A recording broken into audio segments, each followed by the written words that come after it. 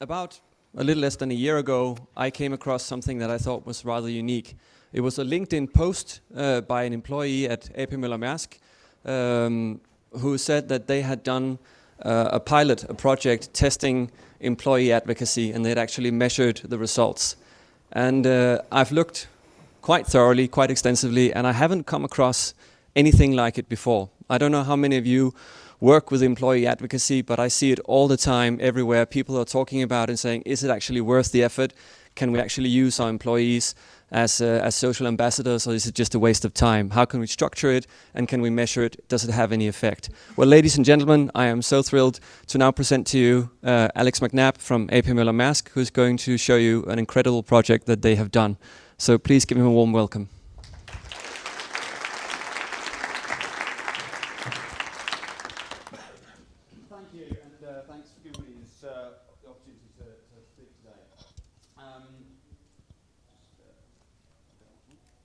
I'm sorry, we have the same mic problem.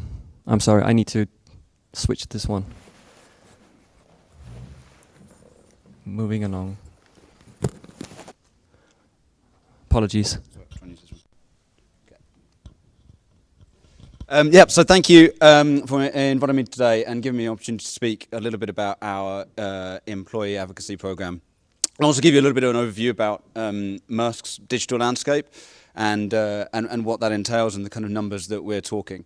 Following on from that introduction about employee advocacy, I just wanted to kind of have a bit of a show of hands, if possible, to start off with, of how many people of you woke up this morning and checked their favorite brand on social media? Do you even have a favorite brand? How many people checked a friend, a colleague, a celebrity's social media pages?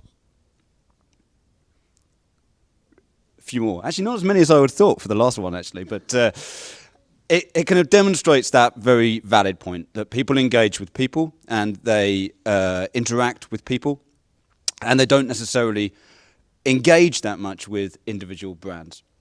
And that's what the whole point of employee advocacy is. It's using that potential, it's using your employees as brand advocates to get your message out in a much stronger way. And this is some numbers of three people that kind of sum that up, actually. If you think of those three brands and the kind of followers that they've got on social media, these numbers from LinkedIn, apart from the Real Madrid one, which I think is Twitter, 72 million, 14 million, 107,000 versus their brands, which are just in the thousands. I say just in the thousands, 132,000. But the numbers are kind of vastly different. And although you need a digital strategy that talks about, that allows your corporate channels to get your message across, by using individuals, i.e. your employees, you can do it a lot stronger. I'm going to talk more about the actual employee advocacy program a little bit more in a little while. But first, I just wanted to give you a little bit of overview. Quick show of hands, actually, how many people know exactly what Maersk is and what we do and how we do it? I know I have some faces, okay, everybody. So I won't go into much detail, but just in terms of some numbers, we've got about 88,000 employees, and we operate in 130 countries around the world. That last one, 88,000 employees, that's the kind of potential that we had for our employee advocacy program. 88,000 brand ambassadors to reach out to. How that converts to our digital footprint, we've got kind of 5 main avenues across 5 kind of key brands. Maersk being the one. We've actually just completed a merger of the Maersk Line social media accounts and the A P Moller Maersk Maersk accounts, corporate accounts. So that's now just one channel, if you like, as well as Damco, APM Terminals, Svitzer, and Maersk Container Industries. And across that, we've got about 5 million followers across all platforms and all brands that we reach out to. We did a survey early this year to kind of reach out to kind of who is following us on our social media channels and what they're looking for. 73% there from that survey said that they were finding that it was improving the overall perception of Maersk by the content that we were putting out on social media. So some huge numbers there as well. And then just a few stats there on the slides for countries and the audience size. 65% of the audience are professionals and managers. So again, we kind of really wanted to kind of try and tap that potential as to kind of who was following us and how.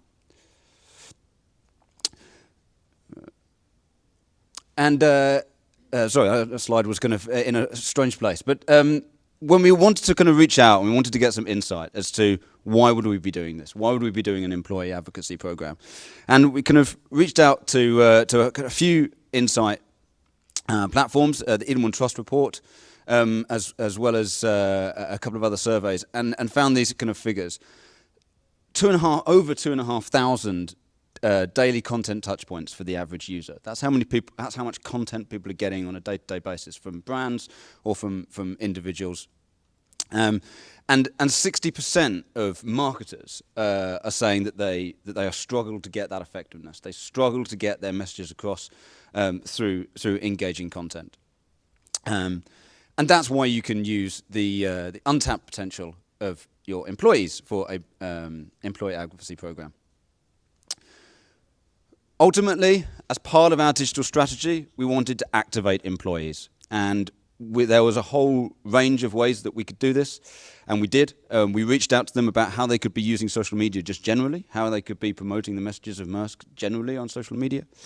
But activating our employees through internal communication, but also externally as well, was a really key point. And that's what led us to the employee advocacy program that we had. I'm going to talk a little bit about objectives, and I know we're going to hear a lot about objectives today and kind of how we measure those. There's going to be a lot of people, and there's certainly a few key people who are going to balk at what I'm going to say. We had these two very vague objectives, and they were basically kind of following around, we want to engage and we want to reach an influence. It wasn't smart. They weren't kind of measurable objectives really in any take of time or numbers, for the simple reason that we didn't really know whether it was going to be a success at all. We'd heard lots about it, and we thought that it could be good. We've heard that employee advocacy works. We've got 88,000 employees. Why wouldn't it work? But we really wanted to just kind of go ahead and do it. And so we had these kind of two very broad objectives that we wanted to try and engage with. And then the next phase was essentially just to choose a partner, choose a platform, and launch right ahead. We had a kind of an idea as to the time frame. We wanted to do a 6-month to 1 year pilot. But beyond that, we really didn't know the potential of this. And so we found it very hard to come up with those very specific objectives. So this is how we made it work. And we decided, we chose on LinkedIn's platform. So that's LinkedIn Elevate for the employee engagement. And it was about creating a safe digital hub for our employees. We found when we reached out to a lot of our employees that they were finding that they were maybe a little bit nervous about sharing particular content. They weren't sure what news was good for them to share to kind of the external world, what's going to be controversial, what's not going to be controversial. So by putting out things on LinkedIn Elevate where you can suggest content, that's what the platform's all about, and get them to share it. It was providing that safe digital hub for that approved Maersk content, and this was our kind of key strategy really about how we fitted that content in and the kind of content that we came up with, and we had those kind of three, and it may be a little bit difficult to read, but it's all about you can sharing content that's Maersk content or your company's content that is interesting to you, but not necessarily of interest to your professional network, to your followers on LinkedIn. You also share content that's a great interest to your network and to your colleagues, but not necessarily to you. You're sharing it because you think it's kind of good for the industry or good for your colleagues. And then there's just interesting content, which you might find interesting, but it's not particularly industry related. It's not necessarily your company employee. It's, these are the 5 books that Richard Branson reads today, and if you did that, you'd be hugely successful. It's those kind of content that people are also sharing on LinkedIn. And what we wanted to find was that sweet spot in the middle, that kind of sharing content which is of great interest to both you and to the professional network. And if you can find that sweet spot, then you've got a really good formula for the content that you can share. And the potential is really high when we come to what kind of content that we're putting out there and sharing. Because LinkedIn Elevate works where where curators suggest content and then that gets shared by employees. Those numbers and that kind of pyramid is fairly obvious, that only 1% of users on social media networks, particularly on LinkedIn, are creating their own content. 9% are interacting and 90% are consuming. So it's that 9 and 90%, that 99% that we were reaching out to, the ones who are going to be interacting with our content, engaging with it, commenting on it, and then consuming it as well in terms of the wider network and the industry network. This was our mix of our content strategy, if you like, and it followed a very kind of 3-2-1 rule. And that is, for every 6 pieces of content you put out, 3 pieces will be just very generic pieces of content. So they will be the ones that will be your leadership or your innovation or just general talking point content pieces. And then 2 will be industry-related articles, industry-related sharings. And then 1 will be about your company. 1 will be awards that you've won, a new press release, those kind of sharings. And by doing that, you're not getting into the situation where you're always shouting about how great your company is, or you're always kind of talking about industry stuff. You've got that kind of content mix that we wanted to implement. And then that just kind of demonstrates kind of some examples of those kind of that content strategy that we were kind of implementing on LinkedIn Elevate. In terms of best practice, that's smart content, proud content, and successful content, and we found that when you have that mix, it kind of works really well during both the trial and since we've been running that, since we concluded the trial and done a kind of a larger rollout. We found that when we've kind of slipped up, when we've been putting out more content that's about Maersk or about the industry, the engagement has gone down. And so by having that mix of kind of generic content, industry content, and corporate content, company content, allows you to get the highest engagement rates. When choosing a platform, when choosing a employee advocacy program, and there's probably a dozen out there that you can choose from. And we went with the LinkedIn Elevate, and I think a lot of them actually have these metrics as well. But this was the key thing that was a driver for us. Rather than just asking people to share content or kind of engaging people in that way, these were the metrics that we had access to that we wouldn't have had access to otherwise. So if we were just using the LinkedIn platform and just kind of seeing what kind of posts that we were putting out there, we're getting engagement from our employees. We could see how many shares, we can see the likes and comments, we can see all of those kind of things, and we can kind of roughly calculate how many people might see it, what the reach is. But we couldn't do all of these other things. We couldn't get a breakdown of the demographics. We couldn't start benchmarking against other companies to see how their reach out was doing. We couldn't really assess the virality of the content as well. How far is it reaching? How can we see the whole journey about how that content is potentially going viral, for want of another expression? But we could also see the journey. We could also see how many people were consuming that content and then going on looking at jobs on our website, or through our company page. And so then that was really key, because then that was a really key metric that we could say, what is our return on investment here? What are we actually getting from this from our employees? Are we using this platform as an effective employer branding tool? And so those are the metrics that we had access to. A slide there, just from our latest results of a couple of months ago in terms of how we're doing it. When we did the trial, we ran the trial over 6 months. We just launched it and then had a cyber attack, which I'm sure you all heard of. So that kind of put a little bit of a glitch in the works, which meant it kind of lengthened the trial period by a few months. So it was kind of probably closer to a year trial, and that sort of concluded towards the end of 2017, the end of last year. And then we've been doing larger scale, or rolling it out to all of our employees over the course of this year. Some of these figures haven't been quite as pleasing as we would have liked. We rolled it out to just under 1,000 people initially, and now we're kind of close to 2,000 people. There's been lots of different reasons for that, kind of internal politics and getting all of the brands. You saw those 5 brands on the first slide.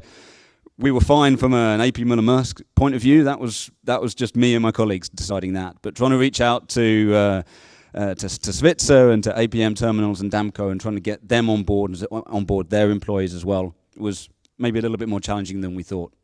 But what was really interesting was the engagement, was the reach, the audience reach, and the engagement rates. Nearly 8% engagement rate. And I think when you look at kind of campaigns, what is a successful engagement rate? We wwere kind of advised that, you know, anything between 2 and 3% is really, really good in terms of an engagement rate. And we were getting kind of way up there in terms of 8%, and our benchmark was 6.5%, which was provided by LinkedIn and the Elevate program. ROI, earned media value, I know, I'm sure there'll be lots spoken about, and has been spoken about, kind of not really using that as a metric. And we didn't really want to use that as a metric because this was something very different in terms of how we were reaching out to our employees.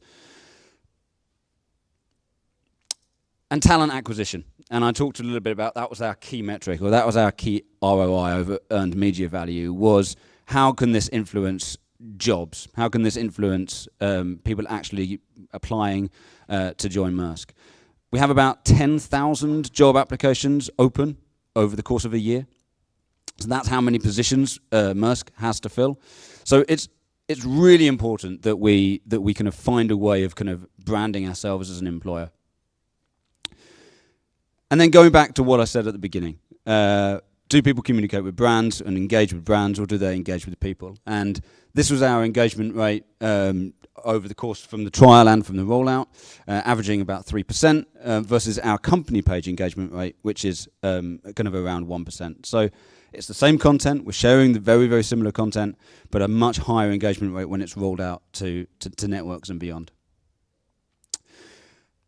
And when I looked at those metrics about, we can find out actually who is sharing this content as well. What roles are they having? And that was a really good opportunity for us to say, how can we reach this out further? How can we use this for a better advantage? Sales, consultant, and business development was way up there in terms of the kind of people who are sharing this content. And we really want to now go and utilize that. We really want to start saying, how can we use employee advocacy to drive sales and to drive customer engagement? Oh, sorry, I'm going to go back. I thought that was one more slide, actually. That's pretty much kind of a really brief overview of our employee advocacy program, and I will take lots of questions. I'm sure you'll have lots shortly. But I just wanted to actually just share one of our latest pieces of corporate content, which I thought was quite interesting. And when I looked at some of our campaigns, what I saw was that actually the most engaging corporate content on our corporate brand channels was the content that was about people. And this was one of our most engaging pieces of content that we put out about 4 or 5 months ago.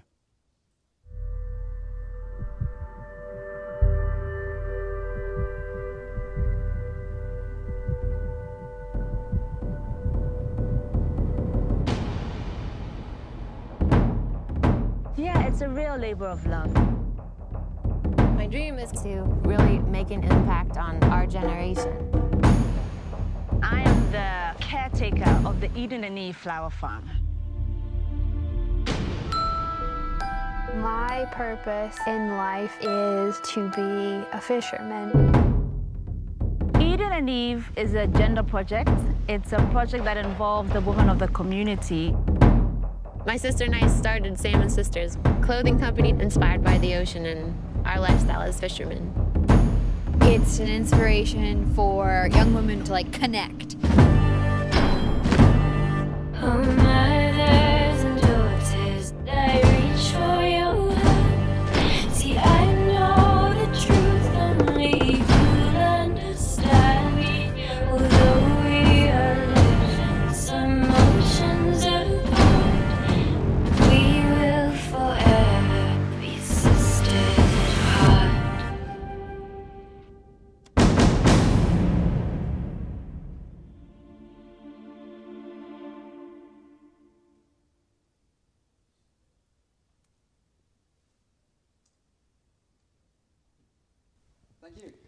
Thank you very much.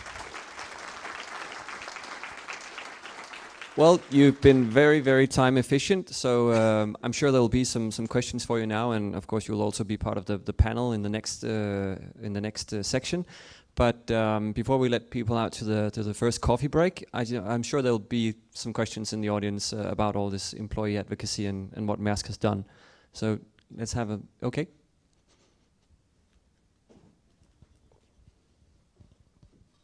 Please say where you're from. I'm from IKEA Group. We have a similar possibility of a huge co-worker network to activate.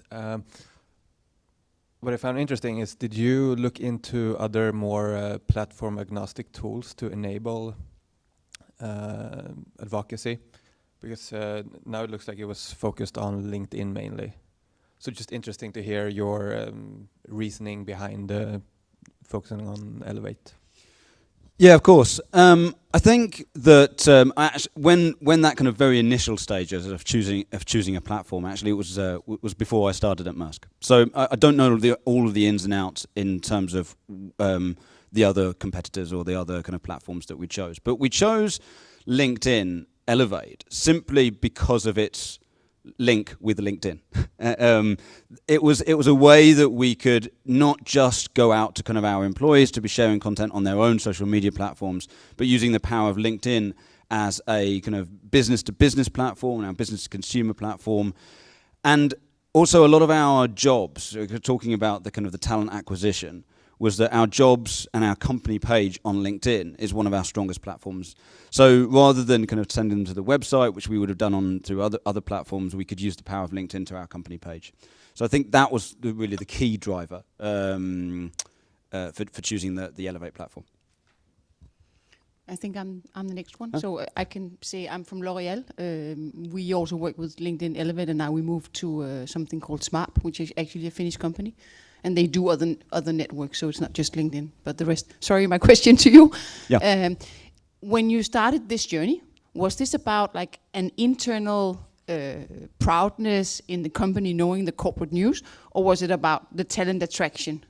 Or actually the third one, which would be the business? Because I think LinkedIn may have some limitations in terms of the target group. Sure. And the simple answer is that it was both. I think that we knew that we had the company page with our jobs and all of those kind of things were listed, and we kind of wanted to drive that.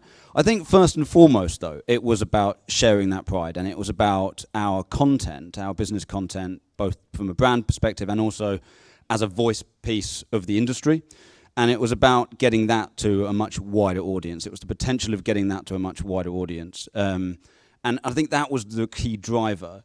Once we started the trial, that was when we realized that it was also driving talent acquisition, it was also driving branding, it was also driving morale amongst staff. So it had lots of other benefits. But as I said, with those two objectives, very broad objectives that we had, we didn't really know the scope of it and quite what we really were going to achieve. And so that's why we had such a challenge to try and find objectives. Yeah, I have a question from Cruiser. You said something about engagement rate of 7.6. I just wondered, how did you benchmark up against others? Because this was new, fairly new. Yep. So the benchmark of 6.5%, which was provided to us by the Elevate platform, and that's simply based on companies of a similar size on LinkedIn and on LinkedIn Elevate as well. So they didn't give us the breakdown, sadly. It would have been lovely if they could give us our competitor analysis and find out exactly how the other companies are doing it. But they could sort of say our benchmark is based on companies of a similar size. So we knew people who had done the same. And that's in terms of potential reach. So that's number of employees who are actively on LinkedIn. Please show your hands so Charlie and I can reach you with the microphones. Any more questions about employee advocacy for Maersk? Oh, there's one down. Okay, Charlie, if you take that one, I'll take this one.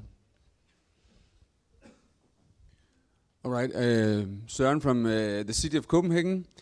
I was wondering how to work with the dilemma of controlling the content or helping your employees sharing the right content and still keep it personal. this must be a very delicate balance. Well, I find it anyway. It is a delicate balance, and I think that when we kind of enlist both through the trial and also through the rollout, and we're kind of signing up kind of curators, so we're signing up kind of real key brand advocates to, and we're training them on those 3 pillars. We're training them on the 3-2-1 rule and how to share content, and it largely works, but it doesn't always work. And I think, you know, I mentioned that when we found and when we've kind of done testing, we found that maybe some people are a bit maybe too proud, and they're sharing lots and lots of Maersk content and not much, or they're kind of suggesting lots and lots of Maersk content. And so lots and lots of Maersk content is getting shared, but that's not getting the engagement rate because people's feeds are just completely cluttered with Maersk stuff or industry stuff. And it's not got any of that that kind of other thought leadership engagement as well. So it is about training, and it's probably about ongoing training as well. And that's kind of, I guess, how you try and get the mix from the curators. With the platform on Elevate, when you share a piece of content through the Elevate platform, you're sharing the content, but you're also putting your own thoughts on it. So you kind of have your own status, if you like, of that share. So that kind of allows a little bit of personalization, but it's all about training those curators in the first instance. Hi, I'm Jane. I'm from Wilhelm Lauritsen Architects. I was wondering, did you throughout this process in any way encourage your employees to sort of start sharing and interacting more with your corporate content, or was this just sort of a discreetly change in a strategic content sharing that no one really noticed? So how was your take on that? Yeah, I think that's a really interesting question. And I think that the reason why it's interesting is because we did have that conflict. We have a kind of a social media policy. We have social media guidelines for our staff and how they share our content on their own social media channels, their own personal social channels. And maybe there was a lot of that does talk a little bit about don't share controversial content, don't share slides that you've seen in a town hall that could be commercially sensitive, don't share X, Y, and Z. And there's lots of very obvious guidelines that we have. And as a result, it goes back to kind of that safe digital space for people to share content, because it is suggested on the platform by curators who have been trained to know what content is kind of good to share and not. It's helping that. So we were encouraging people to share content on their own social media channels, but at the same time with a kind of a long list of kind of do's and don'ts, and maybe put people off. So this was a way of kind of safely sharing. And through the Elevate platform, you're not just sharing on, you don't have to just share on LinkedIn as well. It can also go on your Twitter and your Facebook platforms as well, just ticking the boxes. We have a question at the back, and a microphone is on its way. Thank you. Please keep your hands coming up so we can move to you. Sure. Hi, Elizabeth from a communication agency called Discuss Communications. I was just wondering, with your B2B focus, do you think in content that are supposed to be targeted to a specific type of customer or target group, and do you help your sharers direct it to specific target groups? So not all content goes out to everybody? Do you understand my question? Yeah. Yeah, I do.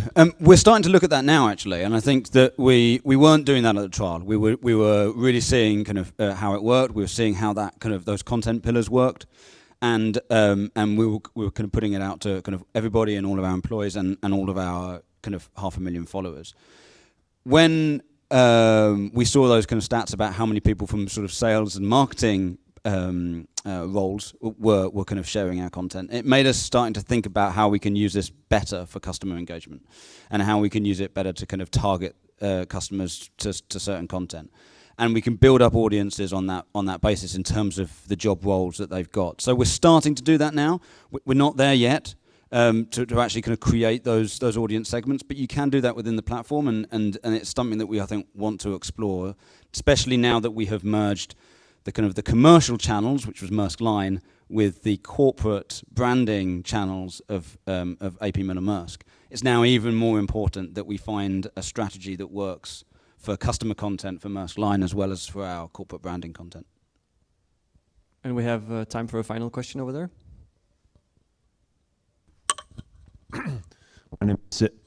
My name is Uffe Larsen. I'm from an agency called Samurai PR. My question to you is, how did you merge those two channels? Because usually you have followers following one channel, but not necessarily the other channel. So how do you get them to move from one channel to the other channel? A couple of the platforms could physically merge, so we could contact the platform and say we want to merge these two channels, and they just brought them together.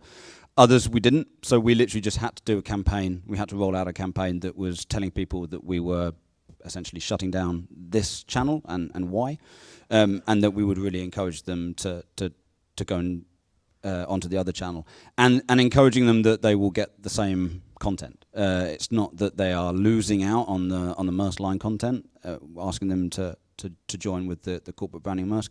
We're now in the process of developing a digital strategy which allows us to do both, the commercial content as well as the branding content that was on the traditional channels. So it's hard because you're telling people to follow a channel that they haven't necessarily been following. Surprisingly, there was about a kind of 60% crossover. So there was quite a lot of people who were following both with Maersk. But that's still a lot of people who are not. And we just did that with both an organic comms plan as well as a paid comms plan. All right, thank you very much. Alex, let's give him a hand.